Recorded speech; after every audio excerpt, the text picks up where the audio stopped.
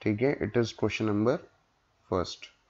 What is the force between two small charge sphere having charges 2 into 10 raised power minus 7 coulomb and 3 into 10 raised power minus 7 coulomb. तो question number 1, charges आपको given है. पहला charge है 2 into 10 की power -7 coulomb और दूसरा charge है बेटा 3 into 10 की पावर -7 कूलम. और कितने डिस्टेंस पर है? 30 सेंटीमीटर पर है. तो आपको जो कूलम फोर्स का फॉर्मूला है वो Q1 Q2 upon R square, ये कूलम फोर्स है. तो यहाँ पर इसका वैल्यू रख दीजिए पावर -2 मीटर. वैल्यू रख दीजिए, इट इज 9 into 10 की पावर 9, 2 into 10 की पावर -7, 3 into 10 की पावर -7 अपॉन 10 की पावर -2 का स्क्वायर. सॉल्व करने के बाद you will get the answer 6 into 10 की पावर -3 न्यूटन. ये आपके पास बेटा आंसर आ जाएगा. ठीक है, this was the question number first. अब ये जो क्वेश्चन आपने फर्स्ट वाला किया, ये सबसे सिंपल क्वेश्चन है बेटा यहाँ का. अब देखिएगा क्वेश्चन नंबर सेकंड. ठीक है, ये खाली फॉर्मूला लर्न करने के लिए आपको दिया था. The electrostatic force on a small sphere of charge 0.4 microcoulomb due to another small sphere of charge minus 0.8 microcoulomb in air is 0.2 Newton. Question number second, यहाँ पर इसने बोला दो स्फीयर है. ठीक है, और ये जो पहला स्फीयर इसने दिया इसका चार्ज है 0.4 कूलम और ये जो 0.8 माइक्रोकूलम. और आपको दिया electrostatic force on a small sphere of charge, यानी इस वाले स्फीयर पर, इस स्फीयर पर फोर्स है, ये लगा रहा है. और ये जो फोर्स है इसकी वैल्यू दी है बेटा, फोर्स इक्वल्स टू 0.2 न्यूटन. ठीक है, 0.2 न्यूटन. तो what is the distance between two sphere? बड़ा आसान सा क्वेश्चन है. ए पार्ट, फॉर्मूला क्या होता है बेटा, 9 into 10 की पावर 9 आर स्क्वायर. आर आपको निकालना है, आर जो है वो अननोन है. तो F equals to, it is 9 into 10 की पावर 9. Q1 आपके पास हो गया बेटा 0.4, Q2 आपके पास हो गया बेटा 0.8. यहाँ पर आपको मालूम है कूलम फोर्स में नेगेटिव साइन नहीं लेते, और आर स्क्वायर, और फोर्स का वैल्यू कितना है बेटा, 0.2 है. तो जब यहां से आप इसको सॉल्व करेंगे तो आर आपके पास आ जाएगा, the value of R is answer of A part. अब बी पार्ट में क्या बोल रहा है? बी पार्ट में बोल रहा है what is the force on second sphere due to first. तो फोर्स बाई 1 on 2 ये आपको गिवन है, कितना है, 0.2 को फॉलो करता है बेटा, थर्ड लॉ को फॉलो करता है. यानी जितना फोर्स 1 ने 2 पे लगाया उतना ही 2 1 पे लगाएगा. तो फोर्स बाई 2 on 1, आंसर कितना हो जाएगा बेटा, 0.2 न्यूटन. और इसकी डायरेक्शन कैसी हो जाएगी? बस डायरेक्शन कैसी हो जाएगी, अपोजिट हो जाएगी. Force remain same, direction become opposite. ये 2. अब ध्यान से देखिएगा, नेक्स्ट क्वेश्चन की हम बात करते हैं. We are dealing with question number 3. देखिएगा, क्वेश्चन नंबर 3 में बोल रहा है चेक द रेशो के E square upon G M E M P is dimensionless. यहाँ पर जो ये स्मॉल के आपको उसने बोला है वो स्मॉल के बेटा 1/4 पाई एप्सिलॉन नॉट है. ठीक है, तो 1/4 पाई एप्सिलॉन नॉट डायमेंशनलेस है, ऐसा ही आपसे बोल रहा है. तो बड़ा सिंपल सा है, ध्यान से देखिएगा. और कह रहा है look up a table of physical constant and determine the value of ratio. What does the ratio signify? कह रहा है रेशो क्या शो करता है. तो ध्यान से देखिएगा, अगर मान लीजिए एक इलेक्ट्रॉन है, ठीक है बेटा, एक इलेक्ट्रॉन है और एक प्रोटॉन है, और दोनों के बीच में, इलेक्ट्रॉन और प्रोटॉन के बीच में हमको फोर्स चाहिए। तो फोर्स कितना हो जाएगा बेटा, इलेक्ट्रिक फोर्स की बात कर रहा हूं, तो ये हो जाएगा 1/4πε0, ठीक है, और E/r², इसको उसने क्या रख दिया, KE²/r², ठीक है। और बेटा दूसरा जो फोर्स है ग्रेविटेशनल फोर्स, वो कितना हो जाता है, आपको मालूम है ग्रेविटेशनल फोर्स में G आता है, और me mass of electron, mass of proton upon r² आता है, ठीक है। तो अगर बेटा मैं इनको आपस में डिवाइड कर दूं दोनों फोर्सेस को, ठीक है जी, मान लीजिए कैसे डिवाइड कर दूं, मैं इनको डिवाइड कर देता हूं। सपोज आपको इसने दिया, क्या दिया बेटा, रेशो देखिए KE²/GM1m2, तो ऊपर तो रख लें इलेक्ट्रिक फोर्स और नीचे रख दें ग्रेविटेशनल फोर्स, तो देखिए क्या होगा, तो KE²/r²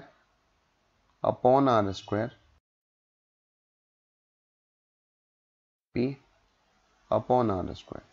तो r² तो कैंसिल हो गया। तो अब देखिएगा KE² अपॉन क्या बचा बेटा, MEMP, और साथ में क्या है, gravitational constant, universal gravitational constant. आप ध्यान से देखिएगा, ये जो रेशो आया ये फोर्स अपॉन फोर्स है, तो अगर फोर्स अपॉन फोर्स है तो ऑब्वियसली क्या होना चाहिए, ये डायमेंशन लेस होना चाहिए। तो इसमें आपको ज्यादा सॉल्व, और बिल्कुल आराम से ये क्वेश्चन आपका सॉल्व हो गया, ठीक है। अब इसमें बी पार्ट देखिएगा, कह रहा what is the ratio signify. तो बेटा रेशो का मतलब होता है आप इलेक्ट्रिक और ग्रेविटेशनल फोर्स निकालना चाहते हो। इलेक्ट्रिक फोर्स कौन से बेटा, दो पार्टिकल के बीच में है, इलेक्ट्रॉन प्रोटॉन है, तो वैल्यू रख दीजिए। तो K हो गया 1/4πε0, E हो गया 1.6 10⁻⁻19 का होल स्क्वायर, और बेटा G हो गया 6.67 10⁻11 इंटू MEMP। तो मास ऑफ इलेक्ट्रॉन कितना है बेटा, what is the mass of electron, it is 9.1 10⁻31, और साथ में मास ऑफ प्रोटॉन भी मल्टीप्लाई हो रहा है। तो what is mass of proton, 1.67 10⁻27। जब आप इसको सॉल्व करेंगे तो आपको जो ये रेशो मिलेगा Fe/Fg, या जिसको आपने KE²/GMEMP, ये रेशो जो मिलेगा इट इज 2.29 इंटू 10⁻39। इस रेशो से क्या पता चला, तो इससे पता चला electrostatic force is very very greater than gravitational force. देखिए इलेक्ट्रोस्टैटिक फोर्स को ग्रेविटेशनल फोर्स से डिवाइड करके 10⁻39 आ रहा है, that is a big number. तो electrostatic force is very very larger than gravitational force. ये है क्वेश्चन नंबर 3, ठीक है। अब देखिएगा बेटा क्वेश्चन नंबर 3 के बाद आपके पास यहां पर आता है 4 को देखिएगा। Let we deal with question number 4। Question number 4 देखिएगा, ये है question 4। Explain the meaning of statement electric charge of body is quantize. तो आप जानते हो चार्ज क्या होता है बेटा, प्लस माइनस एन ई होता है। तो charge can be express by the number of, can be expressed by number of electrons.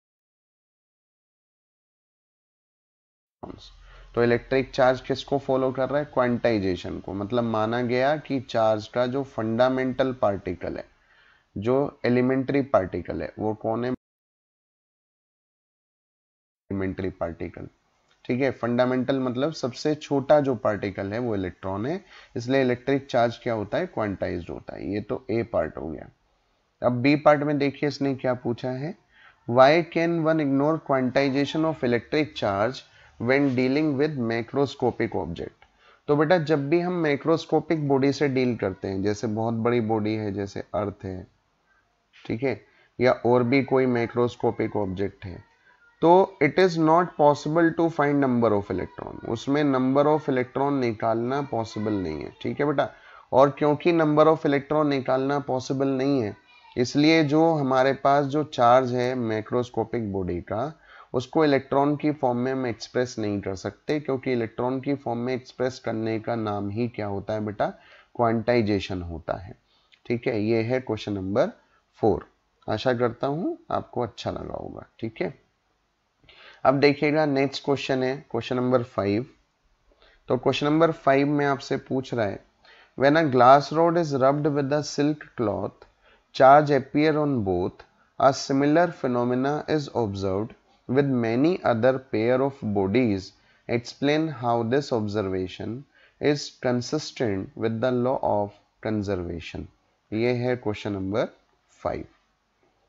इसने बोला बेटा जब ग्लास रॉड को सिल्क से रब किया जाता है, मान लीजिए ये ग्लास रॉड है और इसको आपने सिल्क के साथ रब किया, तो आप ध्यान से देखिएगा जब हम रब नहीं करते हैं बिफोर रबिंग, तो ग्लास रोड पर चार्ज 0 है, सिल्क पर भी चार्ज 0 है, तो टोटल चार्ज भी 0 है। लेकिन जब हम रब करते हैं आफ्टर रबिंग, तो ग्लास रोड पर चार्ज सपोज कीजिए +q आया, तो सिल्क पर -q आया, तो टोटल मिला के फिर कितना आया, 0 आया। तो चार्ज बिफोर, ठीक है, सिस्टम का चार्ज बिफोर रबिंग, ये जो सिस्टम का चार्ज है दोनों का चार्ज मिला के before rubbing equals to after rubbing. तो इसका मतलब है चार्ज कैसा रहा, सिस्टम के लिए चार्ज कैसा रहा, for a system charge remain. तो इसमें आप बोलेंगे charge neither be created nor be destroyed but can transfer from glass to silk, यानी चार्ज को ना तो आप पैदा कर सकते हो ना डिस्ट्रॉय कर सकते हो, लेकिन आप इसको ट्रांसफर कर सकते हो। जैसे इस वाले केस में हमने कहां से कहां किया, ग्लास टू सिल्क किया, है ना बेटा। ये क्वेश्चन नंबर 5 है। ठीक है, अब ध्यान से देखिएगा क्वेश्चन नंबर 6। एनसीईआरटी बहुत इंपॉर्टेंट होती है बेटा, एनसीईआरटी आपको आनी चाहिए अच्छे से। क्वेश्चन नंबर 6 देखिएगा, 4 पॉइंट चार्जेस हैं, क्यू ए दे रखा है 2 माइक्रोकूलम, क्यू बी दे रखा है -5 माइक्रोकूलम, क्यू सी दे रखा है 2 माइक्रोकूलम और क्यू डी दे रखा है -5। Located at the corner of a square ABCD of side 10 centimeter, what is the force on a charge 1 microcoulomb placed at the center of square? Question number 6 है बेटा, और ये जो स्क्वायर आपको given है, इस स्क्वायर की, ठीक है, 10 सेंटीमीटर की साइड है, और यहां पर 2 माइक्रोकूलम, ये सपोज ए है, यहां पर 2 माइक्रोकूलम का चार्ज है, ये बी है, बी पॉइंट है, और यहाँ पर जो चार्ज इसने दिया है वो -5 माइक्रोकूलम है। यहाँ पॉइंट सी है, यहाँ पर दोबारा से इसने 2 माइक्रोकूलम आपको दिया है, इट इज 2 माइक्रोकूलम, और ये डी पॉइंट है, और यहाँ पर फिर इसने -5 आपको माइक्रोकूलम चार्ज दिया है। ठीक है, और आपने 1 माइक्रोकूलम का जो चार्ज है देखिए, और इस पर आपने चार्ज रख दिया 1 माइक्रोकूलम। आपको इस पर फोर्स निकालना है ना, you have to find force on it. अब जरा आप ध्यान से देखिएगा, देखिए ये चार्ज पॉजिटिव है और जो सेंटर पे रखा है वो भी पॉजिटिव है, तो ये फोर्स लगाएगा इस तरफ, ये किसने लगाया, ए ने लगाया। ठीक है, और जो ये वाला है सी वाला, देखिए ये भी पॉजिटिव है और सेंटर भी पॉजिटिव है, ये सी का फोर्स है। अब देखिए दोनों बराबर है, ये किसका फोर्स हुआ जी, ए का हुआ, ये किसका फोर्स हुआ जी, सी का हुआ, फोर्स बराबर है तो कैंसिल आउट हो गए। इसी तरह जो बी ने, बी क्या करेगा बेटा, अट्रैक्ट करेगा, देखिए नेगेटिव है तो अट्रैक्ट करेगा, ऐसे डी भी अट्रैक्ट करेगा, तो ये तो फोर्स हुआ बेटा बी ने लगाया, और ये फोर्स हुआ बेटा किसने लगाया, डी ने लगाया, और दोनों फोर्स हो गए, तो क्योंकि सारे फोर्स ही कैंसिल हो गए, तो एफ नेट जो सेंटर पे लगा वो कितना है बेटा, 0 है। ये आपका आंसर है। ठीक है, ये क्वेश्चन नंबर 6 है आपका। क्वेश्चन नंबर 7, आपसे बोल रहा है an electrostatic field line is a continuous, that is a field line can not have sudden break. Question number 7 का ए पार्ट। ठीक है, फील्ड लाइन में ये जो कंटिन्यूअस होती है वो क्यों होती है और इसमें सडन ब्रेक क्यों नहीं होते। तो आप ध्यान से इसको देखिएगा बेटा, सडन ब्रेक क्यों नहीं होते। देखिए, जब यहाँ सपोज एक पॉजिटिव चार्ज है और यहाँ से फील्ड लाइन चलना चालू हुई तो बेटा ये कहाँ तक जाती है। आपको मालूम है जो इलेक्ट्रिक फील्ड है डेट इज प्रोपोर्शनल 1/r²। जहाँ पर फील्ड लाइन नहीं होगी वहाँ इलेक्ट्रिक फील्ड कितना होगा, 0 होगा। तो r कितना होगा, इन्फिनिटी होगा। यानी एक अकेले चार्ज से जो फील्ड लाइन शुरू होती है वो कहाँ जाके एंड होती है, इन्फिनिटी तक वो ऐसे ही चलती रहती है कंटिन्यूअस। और जहां भी एंड होगी वहां इलेक्ट्रिक फील्ड 0 होना चाहिए और वो पॉइंट इन्फिनिटी पर होना चाहिए। तो या तो फील्ड लाइन चल के स्टार्ट होके किसी चार्ज से इन्फिनिटी तक जाएगी या फिर फील्ड लाइन किसी पॉजिटिव से स्टार्ट होगी और नेगेटिव। फील्ड लाइन जो है हमेशा कंटिन्यूअसली मूव करेगी, पॉजिटिव से स्टार्ट होके, अकेला पॉजिटिव है तो इन्फिनिटी तक जाएगी और अगर पॉजिटिव नेगेटिव है तो पॉजिटिव से स्टार्ट होके नेगेटिव पर एंड होगी। It is continuous, it doesn't have sudden break. आप इसमें लिख सकते हैं if the field line show break then at that point electric field will be 0 and when electric field will be 0 that point located at infinity, so field line will break at infinity only or break at opposite charge near A part। B part देखिए, can I explain why two electric field line never cross each other. मान लीजिए बेटा ये दो field lines हैं और इन्होंने cross कर दिया, तो आप देखिएगा जिस पॉइंट पर इन्होंने क्रॉस किया यहाँ पर हम दो टेंजेंट बना सकते हैं which shows the direction of two electric field at same point, which is not possible. So when we can draw two tangent at the point of intersection which shows the presence of two electric field at the same point, which is not possible. ये है बेटा question number 7। ठीक है, अब इसमें ध्यान से देखिएगा नेक्स्ट क्वेश्चन। ये क्वेश्चन नंबर 8 है। एनसीईआरटी में सभी क्वेश्चन आपको एकदम से रिवाइज होने चाहिए और अच्छे क्वेश्चन है एनसीईआरटी के। ये बहुत इंपॉर्टेंट बुक है, ये आपको पूरी अच्छे से आनी चाहिए। कह रहा है 2 point charges QA equals to 3 microcoulomb and QB equals to -3 microcoulomb are placed 20 centimetre apart, 20 है बेटा, 20 centimetre apart in vacuum of the line joining two charges. Question number 8। तो इसने हमको बोला, क्वेश्चन 8 में इसने बोला ये इस तरह से एक लाइन है और यहां पर दो चार्जेस रखे हैं, एक तो 3 माइक्रोकूलम है, इट इज 3 माइक्रोकूलम, और एक यहां पर है -3 माइक्रोकूलम। दो चार्ज है, ठीक है बेटा, और इनके बीच का डिस्टेंस है 20 सेंटीमीटर। इनका सेंटर जो है बेटा वो O है। अब आपसे बोल रहा है O पर इलेक्ट्रिक फील्ड बताइए। तो O पर इलेक्ट्रिक फील्ड कैसे बताएंगे, तो ध्यान से देखिए, जो पॉजिटिव का इलेक्ट्रिक फील्ड है वो पॉजिटिव से अवे को होता है, this is the electric field of positive, और जो नेगेटिव का फील्ड होता है वो टूवर्ड्स होता है, it is electric field of negative. तो अगर मैं O पर इलेक्ट्रिक फील्ड निकालूंगा तो दोनों सेम डायरेक्शन आ रहे हैं। अब बेटा EO इक्वल्स टू E1 मतलब 3 माइक्रोकूलम वाले चार्ज की वजह से, तो 1/4πε0 Q यानी 3 × 10⁻⁻6 अपॉन r²। सेंटर तक का डिस्टेंस लेना है 3 माइक्रोकूलम से, तो 10 × 10⁻⁻2 का स्क्वायर। अब देखिएगा दूसरे चार्ज से भी वैल्यू सेम आएगी, 3 माइक्रोकूलम है, 10 सेंटीमीटर है, तो इंटू 2 हो जाएगा, है ना बेटा, क्योंकि इनको आपको ऐड करना है। तो जब आप इसको वैल्यू को सॉल्व करेंगे, it is 5.4 10⁻6 Newton per coulomb, और इसकी जो डायरेक्शन होगी वो कहां से कहां,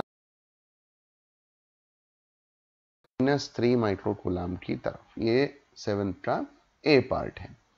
अब बी पार्ट आपसे क्या पूछे, बी पार्ट में आपसे इसने पूछा है, बी पार्ट में आपसे इसने पूछा है ये एट्थ क्वेश्चन हम कर रहे हैं। एट्थ के बी पार्ट में पूछा है अगर यहां पर एक नेगेटिव चार्ज रख दें, कितना है नेगेटिव, 1.5 10 की पावर -9 कूलम, ये चार्ज रख दूं, ठीक है। What is the force experience by the charge, तो फोर्स का नेगेटिव ही रहेगा, 1.5 10 की पावर -9, और इलेक्ट्रिक फील्ड कितना है वहां पर 5.4 10 की पावर 6। तो F इक्वल क्यू ई मैंने फॉर्मूला लगाया, याद रखिएगा जो F equal Q E formula होता है उसमें Q जिस साइन का होता है उसी साइन का हमको रखना होता है। तो यहाँ पर जब आप इसको सॉल्व करेंगे तो यहाँ पर ये फोर्स आ जाएगा -8.1 10⁻³ न्यूटन, और इसकी जो डायरेक्शन होगी, क्योंकि ये इलेक्ट्रिक फील्ड इसको क्या कर रहा है बेटा, अट्रैक्ट कर रहा है, तो अलोंग 3 माइक्रो कूलम इसकी डायरेक्शन होगी, ठीक है बेटा। तो ये आपका क्वेश्चन नंबर 8 है। अब बेटा क्वेश्चन नंबर 8 के बाद अब देखिएगा question number 9 we are dealing with a system has two charges QA equal 2.5 10⁻⁻7 coulomb and QB equal -2.5 10 की power -7 coulomb located at A 0 0 -15 and 0 0 +15 respectively. What is the total charge and dipole moment of the system? पहले diagram बना लेते हैं। Question number 9 ये ऐसे है बेटा। सबसे पहला चार्ज कितना है 2.5, ये ए पॉइंट है, और चार्ज है 2.5 10 की पावर -7 कूलम, और ये बी पॉइंट है, और इस पर चार्ज है बेटा कितना है, द चार्ज इज -2.5 इंटू 10 की पावर -7 कूलम, और एक चार्ज है ओरिजिन से 15 और दूसरा ओरिजिन से 15, तो आपस में कितना डिस्टेंस हो गया बेटा 30 सेंटीमीटर। 15 ये ओरिजिन है, 15 इधर है ना बेटा, 15 तो इधर गिवन, मिला के कितना हो गया बेटा आपका, टोटल मिला के हो गया 30। अब टोटल चार्ज जब आप निकालेंगे तो आपको मालूम है 0 आएगा, क्योंकि जितना पॉजिटिव है उतना नेगेटिव ऐड करेंगे 0। डाइपोल मोमेंट आप निकालेंगे तो Q इंटू सेपरेशन, कोई भी एक चार्ज इंटू सेपरेशन, तो कोई भी एक चार्ज ले लीजिएगा, साइन के साथ नहीं लेते हैं। 2.5 10 की पावर -7 इंटू 30 10 की पावर -2। तो जब आप इसको सॉल्व करेंगे तो आपके पास फॉर्मूला ये वैल्यू आ जाएगी बेटा 7.5 10 की power -8 coulomb metre. It is the unit of dipole moment, ठीक है बेटा। किसका यूनिट आया, डाइपोल मोमेंट का। तो ये क्वेश्चन नंबर 9 है, और बड़ा आसान सा क्वेश्चन है, और बोर्ड में कई बार पूछा गया भी है। अब देखिएगा बेटा question number 10, an electric dipole with dipole moment is aligned at 30 degree with the direction of uniform electric field। Question number 10, ये इलेक्ट्रिक फील्ड है सपोज, और एक इलेक्ट्रिक डाइपोल है जिसका डाइपोल मोमेंट आपको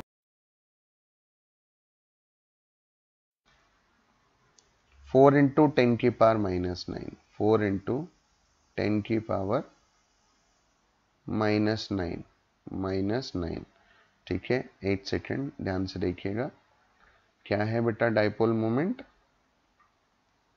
देखिएगा ये इलेक्ट्रिक फील्ड है, और यहाँ पर ये डाइपोल है, 4 इंटू 10 की पावर -9 कूलम मीटर, ठीक है। और आपसे बोला है 30 डिग्री का इनके बीच में क्या बेटा एंगल है 30 डिग्री का, with the direction of uniform electric field, और इलेक्ट्रिक फील्ड का मैग्नीट्यूड है 5 इंटू 10 की पावर 4 न्यूटन पर कूलम, ये इलेक्ट्रिक फील्ड का मैग्नीट्यूड है। Calculate the magnitude of torque, यहाँ पे आपको टॉर्क बताना है, तो टॉर्क का फॉर्मूला,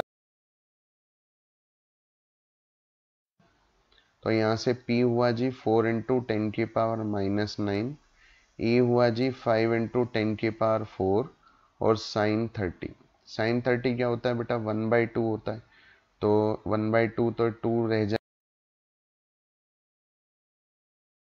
5 इंटू 10⁻⁴। तो जब आप इसको सॉल्व करेंगे then you will get 10⁻⁻⁴ newton metre. ये आपका टॉर्क का आंसर आया। ठीक है, आसान क्वेश्चन है। ठीक है, इसको आप रिवाइज कर लेंगे। इसके बाद बेटा आपके पास आता है क्वेश्चन नंबर 11। क्या है question number 11? Polythene piece rubbed with wool found to have a negative charge. ये पॉलिथीन है, ये वूल है। जब आपस में इनको रब किया, ठीक है, तो पॉलिथीन पर एक नेगेटिव चार्ज आ गया। कितना नेगेटिव है बेटा? 3 इंटू 10⁻⁻⁷। ये कूलाम इस पे नेगेटिव चार्ज है। ठीक है, estimate the number of electron transferred from which to which. तो सबसे पहले आपसे पूछ रहा है इस पे इतना नेगेटिव है तो इस पे इतना पॉजिटिव होगा। आपको मालूम है चार्ज जितना पॉजिटिव इंड्यूस होता है उतना ही नेगेटिव इंड्यूस होता है। ठीक है बेटा, तो ये तो आपको पता होना चाहिए कि नेट चार्ज बिफोर भी जीरो था, आफ्टर भी जीरो होगा। तो जितना नेगेटिव पॉलिथीन पे उतना वूल पे पॉजिटिव है। तो आपसे बोल रहा है इलेक्ट्रॉन कहाँ से कहाँ गए। तो आप बहुत आराम से, बहुत आसानी से बता सकते हो, क्योंकि वूल पर कैसा चार्ज है? पॉजिटिव है। तो इलेक्ट्रॉन वूल से निकले होंगे और कहाँ गए होंगे? पॉलिथीन में गए होंगे। एक बात तो ये होगी।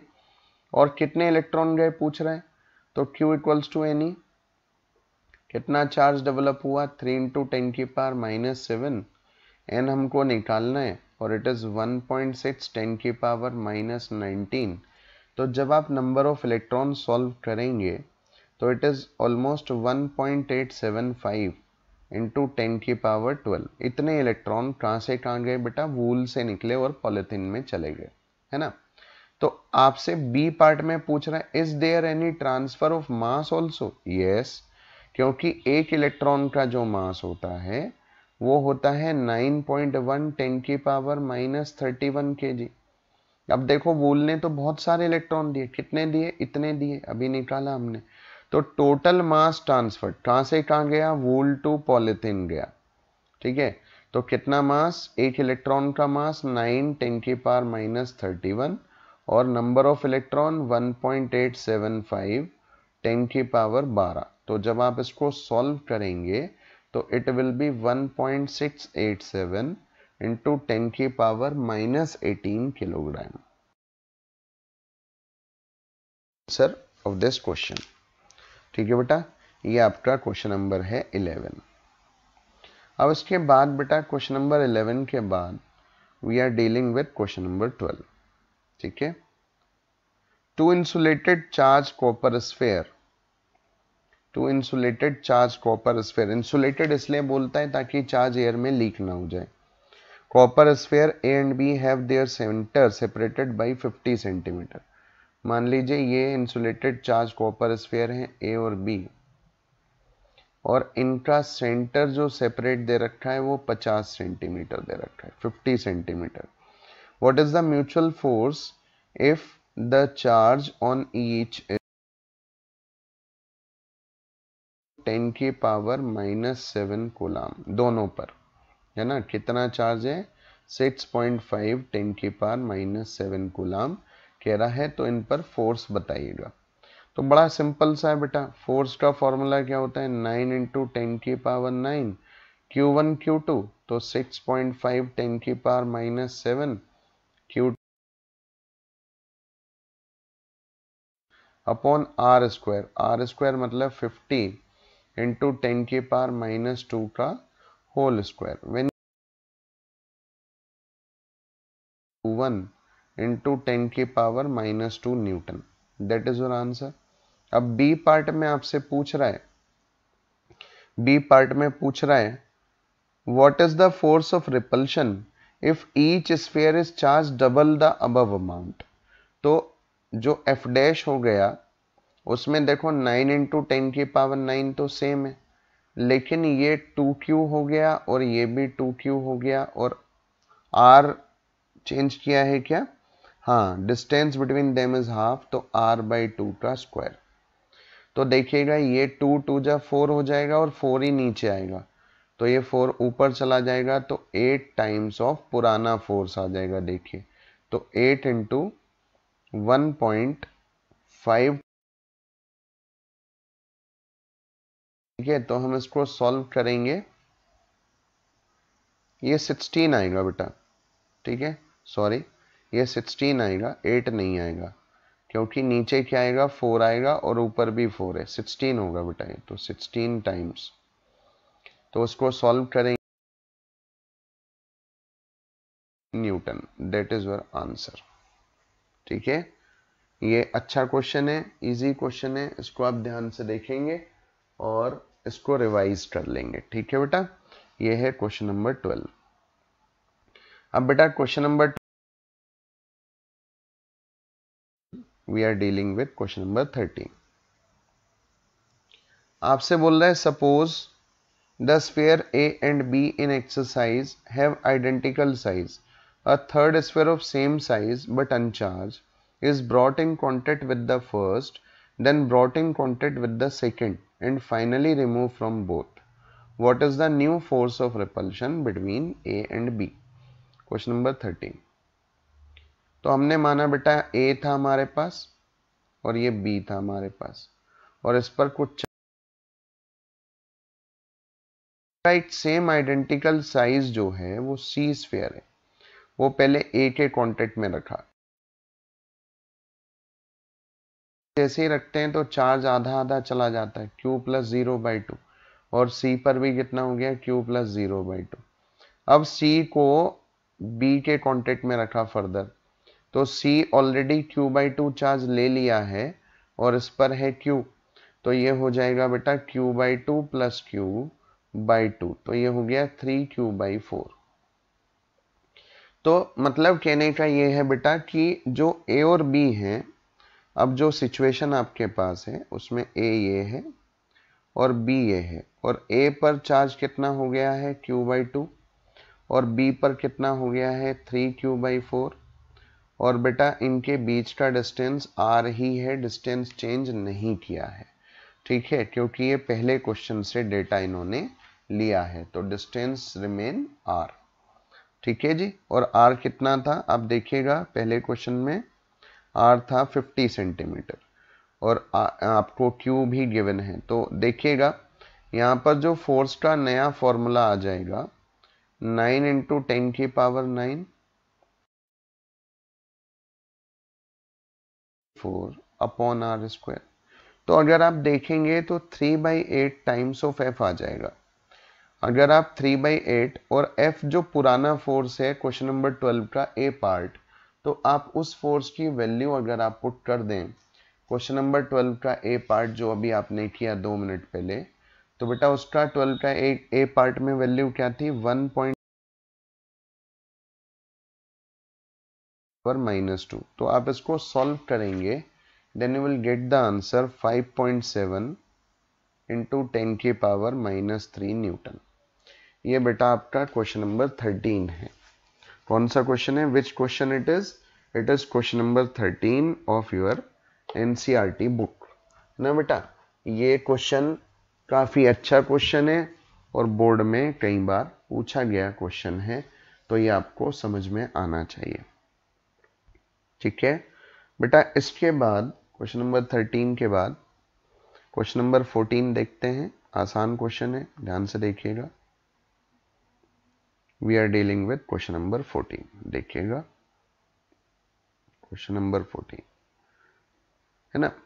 ये कह रहा है figure shows track of 3 charge particles, figure shows the track of 3 charge particles in a uniform electrostatic field, give the sign of 3 charges, which particle has the highest charge to mass ratio. तो इसको देखिए, इसको यहीं पर solve करते हैं। देखिए ये जो फर्स्ट पार्टिकल है, आप देखिएगा ये पॉजिटिव की तरफ जा रहा है, तो इस पर कौन सा चार्ज हो गया, नेगेटिव हो गया। सिमिलर ये भी पॉजिटिव की तरफ अट्रैक्ट हो रहा है, सेकंड भी, तो ये भी नेगेटिव हो गया। और थर्ड जो है नेगेटिव की तरफ जा रहा है, तो बेटा ये क्या हो गया, पॉजिटिव हो गया। तो पहले तो ये हो गया है ना बेटा। फर्स्ट तो इनके साइन पूछे थे, गिव द साइन, तो साइन हमने बता दिए। अब पूछा है which particle has highest charge to mass ratio. तो जो हमारे पास फॉर्मूला होता है, जो हमने प्रूव किया था, that is y = ½ QE upon m it is x square upon v square. तो यहां से अगर हम देखेंगे तो y proportional q by m है। यहां x सेम क्यों है? क्योंकि सभी और हर पार्टिकल के लिए h कैसा बेटा? सेम है। वेलोसिटी सबकी सेम है ना, और इलेक्ट्रिक फील्ड यूनिफॉर्म गिवन है, तो y proportional q by m।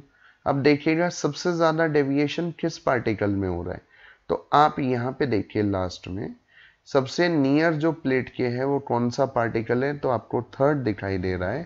तो y ऑफ 3 आपको कैसा दिखाई दे रहा है? लार्जेस्ट दिखाई दे रहा है।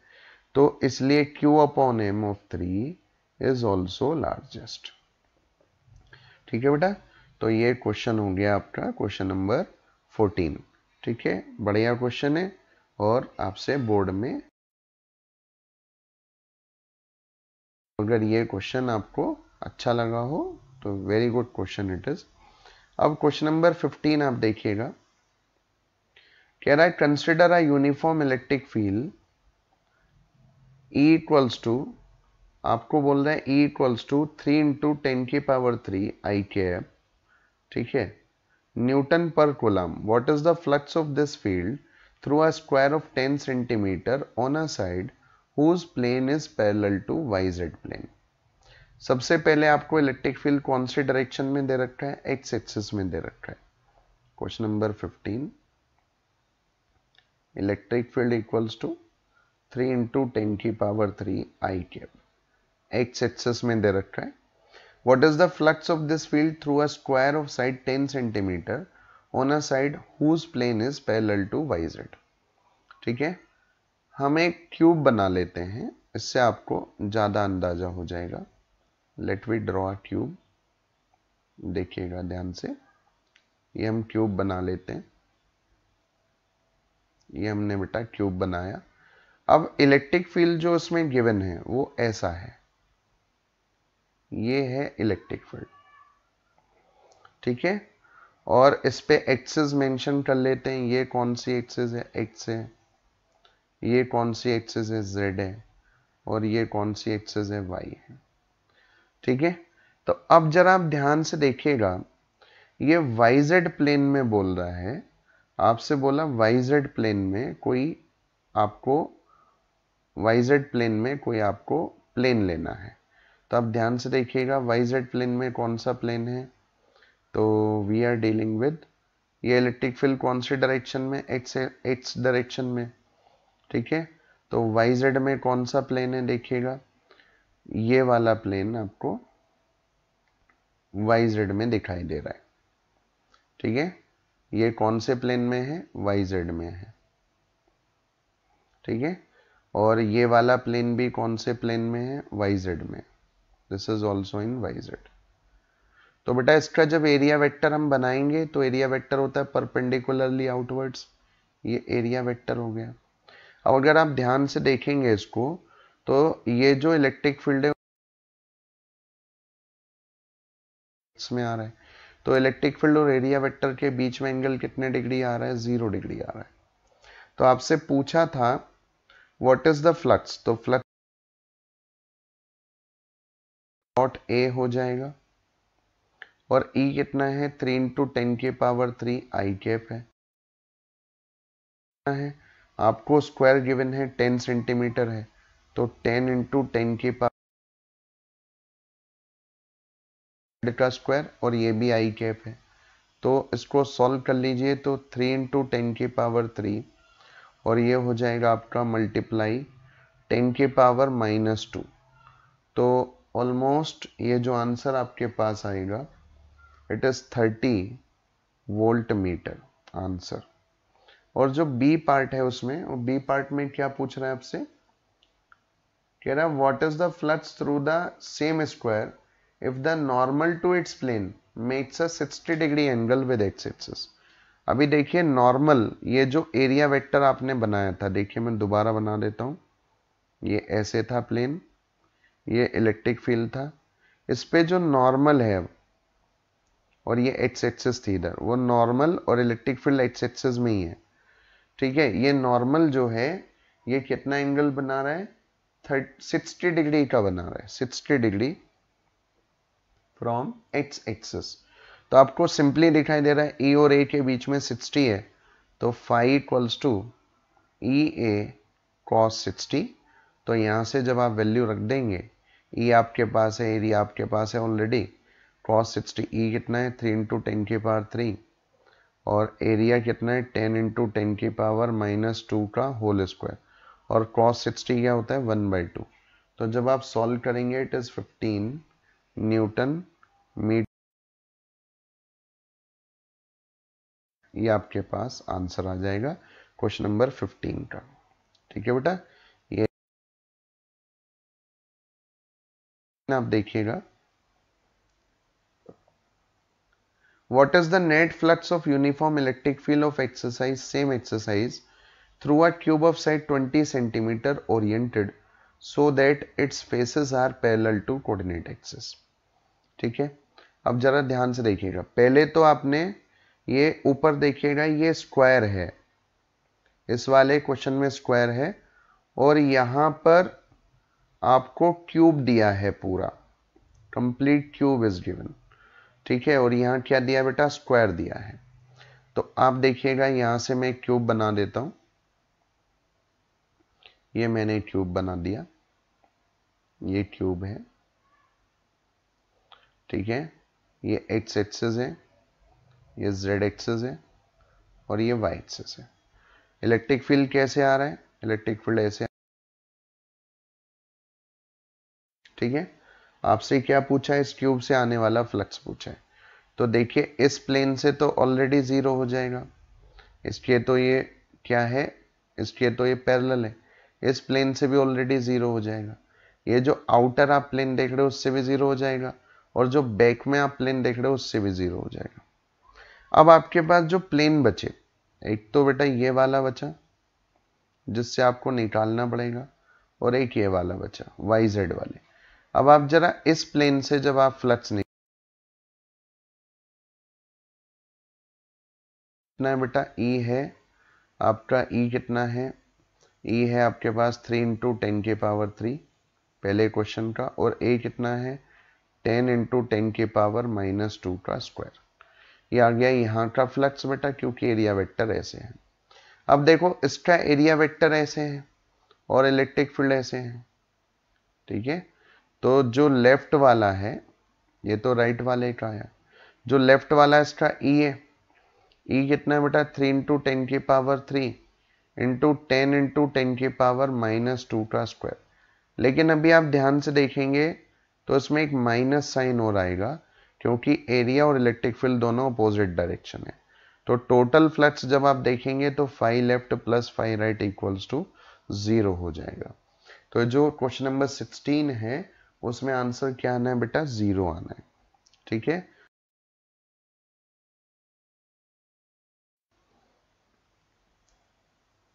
careful measurement of electric field at the surface of black box indicate that the net outward flux through the surface of the box is, मतलब कोई डब्बा था और इससे जो फ्लक्स आ रहा है वो आ रहा है,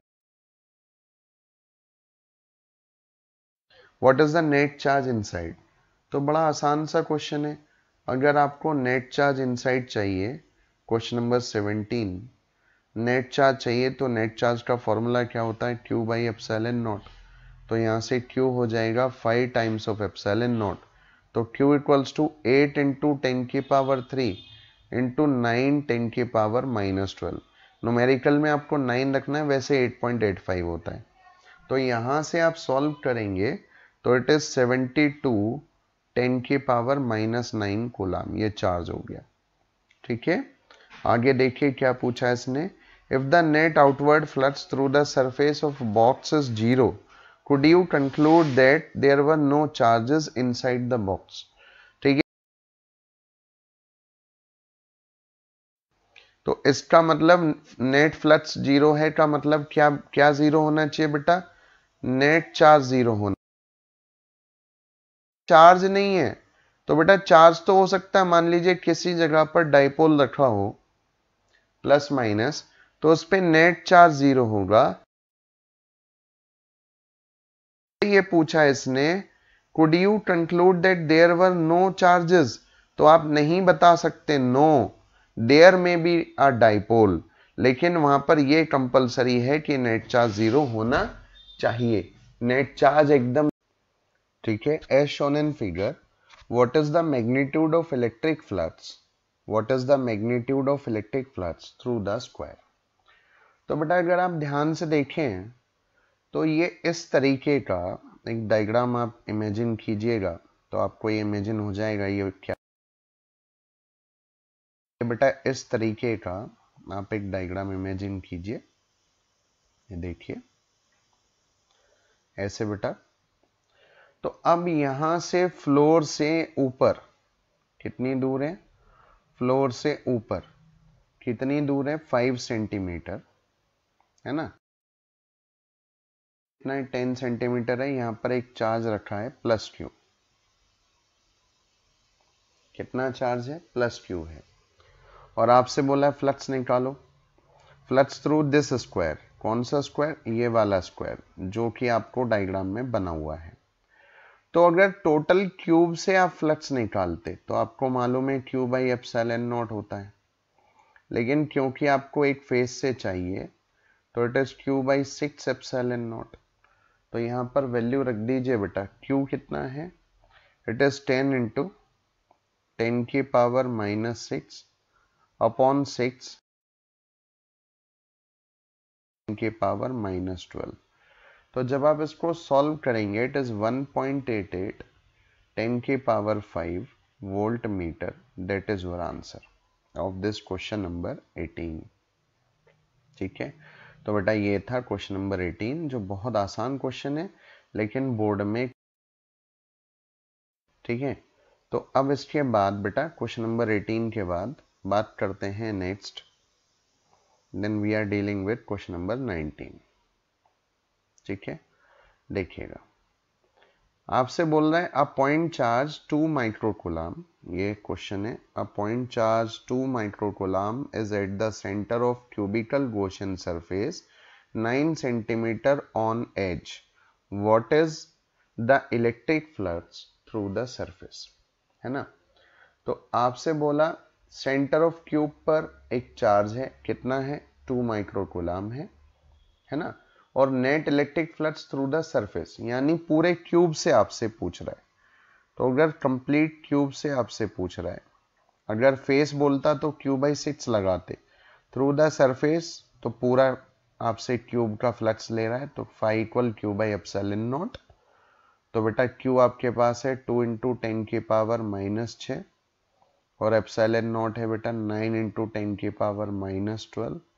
तो जब आप इसको सॉल्व करेंगे तो सॉल्व करने के बाद आपके पास आ जाएगा 2.26 इंटू 10 की पावर 5 वोल्ट मीटर। बेटा यहां पर एप्सिलॉन नॉट की जो वैल्यू है लेकिन एनसीईआरटी के आंसर्स मैंने पुट किए हैं, तो एनसीईआरटी के जो आंसर हैं उसमें एप्सिलॉन नॉट 8.85 10 की पावर -12 रख के सॉल्व किया गया है। आपके इजीनेस के लिए मैंने एप्सिलॉन नॉट 9 इंटू 10 की पावर -12 बोला है। तो ये जो फाइनल आंसर है ये आपका एक आध डिजिट थोड़ा बहुत आगे पीछे हो सकता है, क्योंकि 9 इंटू 10 की पावर -12 हम रखेंगे, लेकिन बोर्ड में आप 9 इंटू 10 की पावर -12 का इस्तेमाल कर सकते हैं, कोई दिक्कत नहीं है। ठीक है, और बिल्कुल एनसीईआरटी से ही मिलाना हो आंसर तो आपको 8.85 10 की पावर -12 ही रखना होगा। ठीक है, इस बात का आप ध्यान देंगे बेटा। ठीक है, तो ये था बेटा क्वेश्चन नंबर 19। ठीक है, अब देखिएगा question number 20। A point charge causes an electric flux इतना 2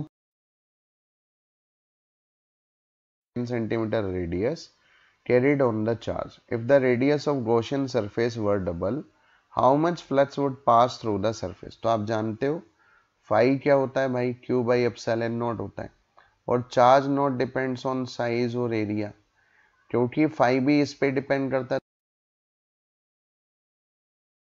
रेडियस डबल भी कर दूं तो फाई कितना रहेगा, फाई रहेगा सेम, फाई चेंज होने वाला नहीं है।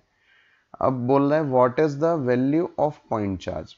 तो आपको फ्लक्स गिवन है, कितना गिवन है, -1 into 10⁻3।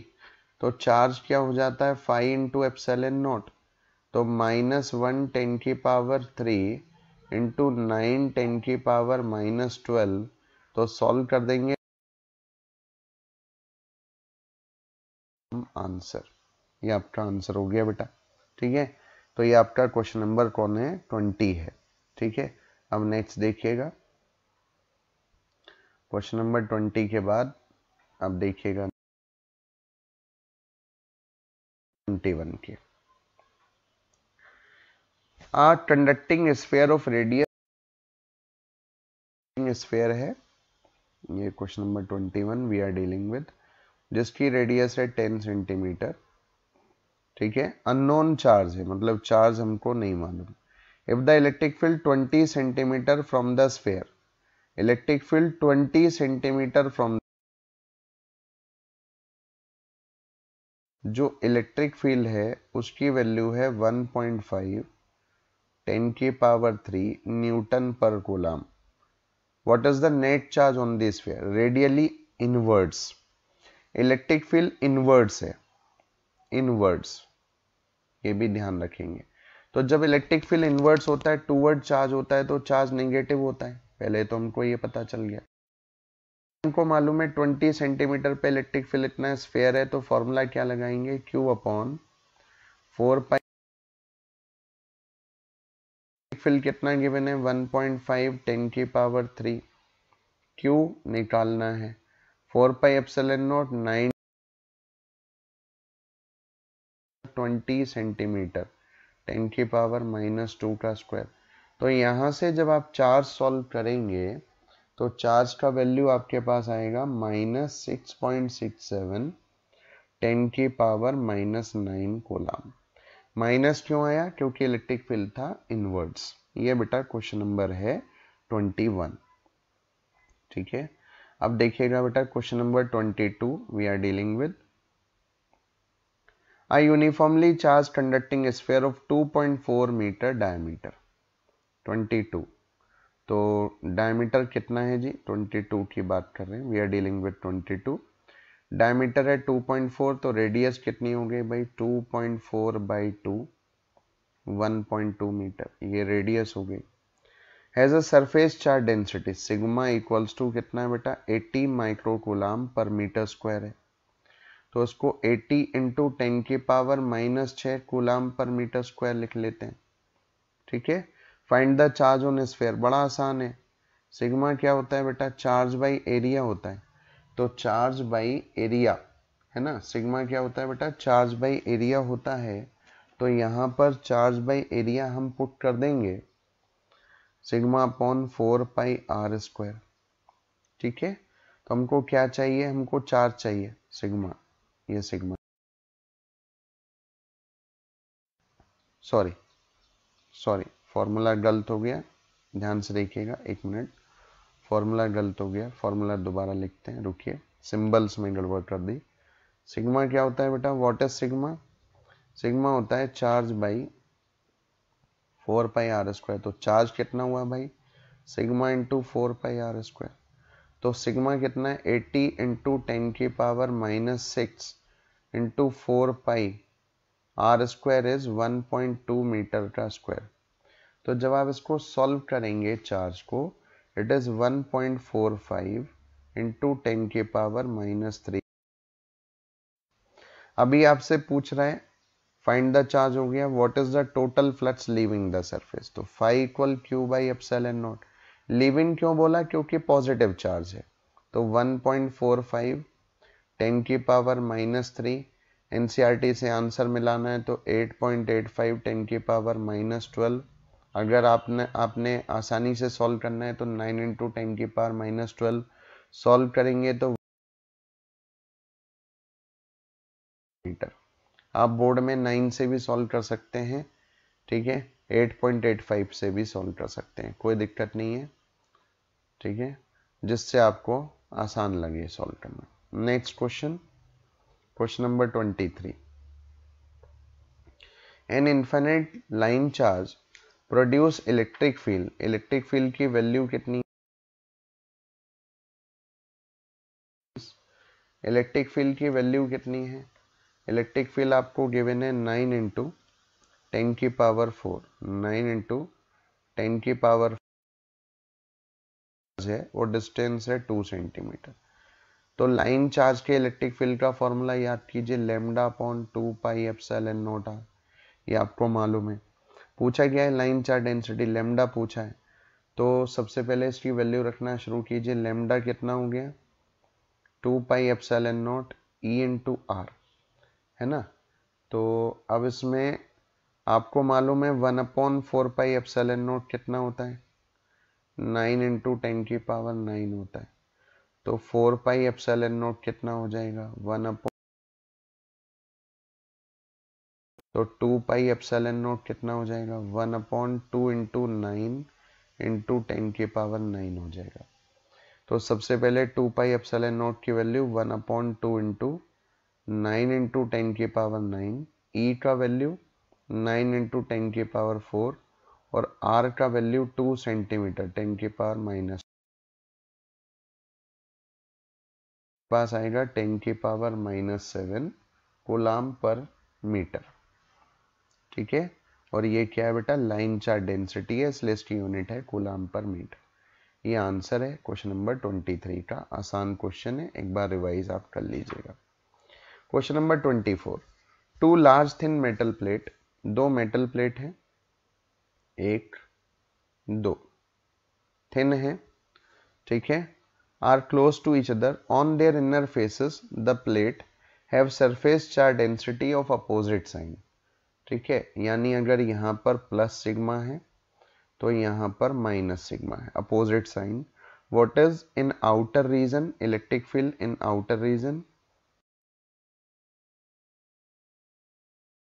Left most, left most, middle, right most. तो अगर आप देखेंगे तो पॉजिटिव का इलेक्ट्रिक फील्ड इधर अवे हो गया, नेगेटिव का टूवर्ड्स हो गया, पॉजिटिव का अवे हो गया, नेगेटिव का टूवर्ड्स हो गया, पॉजिटिव का अवे हो गया। फर्स्ट और थर्ड में जो नेट इलेक्ट्रिक फील्ड है वो कितना हो जाएगा, 0 हो जाएगा। और रीजन सेकंड में, सेकंड की अगर हम बात करें तो सेकंड में जो इलेक्ट्रिक फील्ड होगा वो कितना हो जाएगा, E equals to E1 plus E2 हो जाएगा। और ये कितना होता है, sigma by 2 epsilon not plus sigma by 2 epsilon not. जोड़ेंगे, सॉल्व किया, ऑलरेडी हमको आना चाहिए। ठीक है, इसमें सिग्मा गिवन है बेटा, what is the value of sigma, तो सिग्मा गिवन है बेटा हमारे पास चार्ज डेंसिटी 17 इंटू 10 की पावर -22। तो इलेक्ट्रिक फील्ड हो गया बेटा 17 इंटू 10 की पावर -12 एज पर एनसीईआरटी। तो E equals to 10 Newton per coulomb. ये आपका आंसर आएगा क्वेश्चन नंबर 24 का। ठीक है, अब देखिएगा नेक्स्ट क्वेश्चन।